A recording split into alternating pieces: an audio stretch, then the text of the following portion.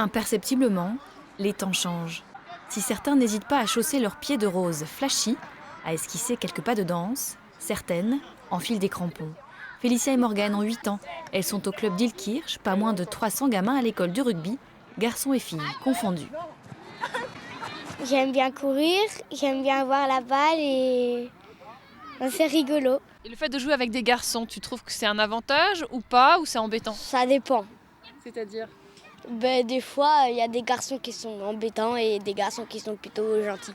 Pas tous en même temps, juste deux soutiens. Non, je suis pas contre. Plutôt sympa ou pas, au finalement? Oui, justement, si elles ont envie, on ne va pas les empêcher. Moi, j'en pense, ils ont aussi le droit de jouer. Ça change rien, un garçon et une fille, ça change rien? Non. Finalement, ces enfants-là ne se posent même plus la question. Il faut dire qu'ils jouent ensemble, garçons et filles, entraînement et match, jusqu'à leurs 14 ans. Et le rugby attire de plus en plus de filles, des filles compétentes. Jusque-là, il n'y a pas de souci. Elles s'intègrent très bien au collectif. Parfois même, certaines sont largement au-dessus des garçons. On a des exemples de filles qui laissent pas leur place et qui poussent les meilleurs en mêlée. Donc non, elles ont toute leur place dans un collectif en moins de 8, moins de 10, moins de 12 et même moins de 14.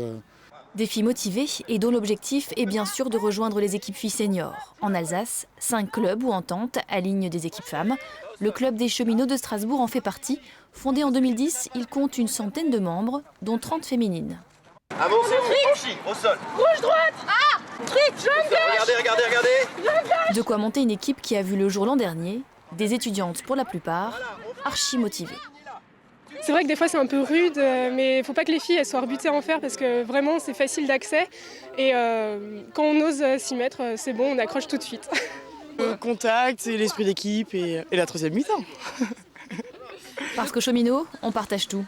La troisième mi-temps donc, le terrain, les vestiaires, le clubhouse. Et on s'appelle les filles, gauche-droite, rap, profond, très vite. Là-bas, Mathilde. Ça va au sol. Super les filles. Entraîner les filles, que du bonheur.